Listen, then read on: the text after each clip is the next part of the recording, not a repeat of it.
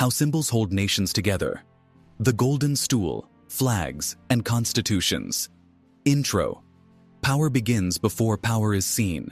Most people think nations are held together by armies, money, or laws. History tells a quieter story. Long before a nation can enforce rules, collect taxes, or defend borders, it must answer a deeper question. What do we believe binds us together? Across centuries and continents, nations that endured understood something subtle but decisive. Symbols matter, not as decoration, not as ceremony, but as containers of shared meaning.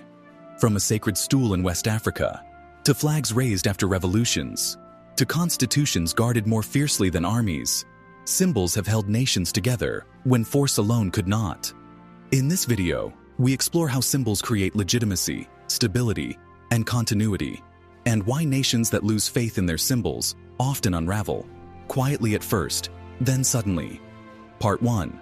Flags, cloth that commands loyalty. At first glance, a flag is just fabric, yet people have died to raise it, and nations have collapsed when it lost meaning. In the United States, the flag became sacred, not because it was imposed, but because it emerged from revolution, sacrifice, and constitutional struggle. In France, the tricolor replaced royal symbols to represent citizenship rather than monarchy. In Germany, post-World War II constitutional symbols were deliberately restrained, designed to anchor democracy without militarism. In each case, the flag served a purpose beyond identity. It signaled who held legitimacy. High-trust societies, those with strong institutions and rule of law, tend to treat their symbols with quiet seriousness. Low-trust societies often swing between exaggerated symbolism and deep cynicism. This is not accidental. When symbols align with lived reality, they stabilize nations. When symbols contradict reality, they become targets. Part 2. The Golden Stool and the Soul of a Nation. At the end of the 17th century, in what is today Ghana, a powerful idea took shape. Among the Akan peoples, chiefs had long used ceremonial stools as symbols of authority. These stools were believed to hold the sunsum, the spirit of the community. But when King Osei Tutu sought to unite multiple Akan chiefdoms into what became the Asante Kingdom, he introduced something unprecedented: the Golden Stool, known as the Sika Dwa. According to tradition, the stool descended from the heavens and was declared by the king's high priest to contain the soul of the entire Asante nation. The message was unmistakable. Political authority could change. The Golden Stool could not. The stool was never sat upon.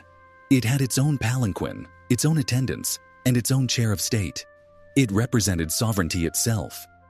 And when, centuries later, a British colonial official demanded that the Golden Stool be surrendered, the Asante chose war rather than compliance. To the British, it was another administrative demand. To the Asante, it was an existential threat. The resulting conflict, known as the War of the Golden Stool, was not about territory or trade. It was about whether a people could remain a people without their symbol. This is a recurring pattern in history. Part 3. Constitutions as living symbols. Perhaps the most powerful national symbol is not visual at all. It is legal. A constitution is not merely a set of rules. It is a collective agreement about limits. The United States Constitution has endured not because it is perfect, but because generations treated it as legitimate, even when fiercely disagreeing over its meaning. In contrast, countries where constitutions are frequently rewritten, ignored, or selectively applied often suffer instability. Not because of ideology, but because no shared reference point survives conflict. In many cohesive nations, such as Switzerland, Canada, and the Nordic states, constitutions function as symbolic anchors. They represent continuity across generations, restraint of power, predictability of rules. These qualities attract investment, talent, long-term planning. Symbols, when credible, reduce friction. Part 4. What happens when symbols collapse? History also shows what happens when symbols lose legitimacy. Empires fall not when armies are defeated, but when symbols stop being believed. The late Roman Empire suffered not only military pressure, but symbolic decay. Imperial authority became hollow. In the 20th century, states that experienced rapid regime changes often struggled because symbols were replaced faster than trust could be rebuilt. When people no longer believe that symbols represent fairness, continuity, or shared destiny, they withdraw emotionally before they withdraw politically. Disintegration begins quietly, when symbols fall and when they are rebuilt.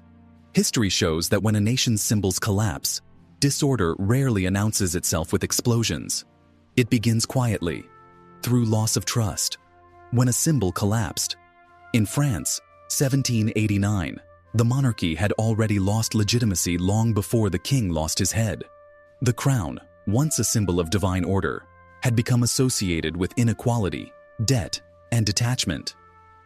When the Bastille fell, it was not militarily important, but symbolically, it was decisive. The collapse of royal symbols did not immediately bring stability. Instead, France entered years of turmoil. The Reign of Terror, mass executions, shifting regimes, and eventually dictatorship under Napoleon. Why? Because while the old symbol was destroyed, no widely trusted replacement had yet taken hold. Power existed, but legitimacy did not. France would not stabilize until new symbols, citizenship, law, and a constitutional state slowly gained acceptance.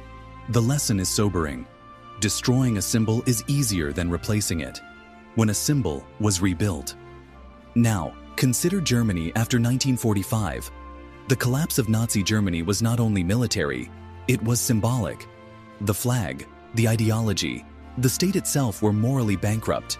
Instead of reviving old symbols, West Germany did something unusual. It rebuilt legitimacy around a document. The Basic Law, not even called a constitution at first. This legal framework emphasized human dignity, limits on power, federalism, the rule of law, no grand spectacle, no cult of personality. Over time, this restraint became the symbol. The result. Within a generation, Germany rebuilt trust, stability, and prosperity, becoming one of the most reliable democracies in the world. Part 5. Lessons for modern nations and individuals. This lesson extends beyond nations. Organizations, companies, even families rely on shared symbols, values, rules, rituals, narratives. When these symbols align with reality, systems endure. When they are hollow, systems fracture. The Asante understood this centuries ago. So did the framers of constitutions. So do stable societies today. Power lasts longest when it is believed, not merely enforced. Conclusion. Why symbols still matter. In an age of rapid change, it is tempting to dismiss symbols as outdated. History suggests the opposite. Symbols are the quiet architecture of stability. They bind strangers into nations. They restrain power without force. They allow disagreement without collapse. If you value history that helps you relax, review, and reflect, consider subscribing to Lessons Untold. Because long-term thinking begins where symbols are taken seriously.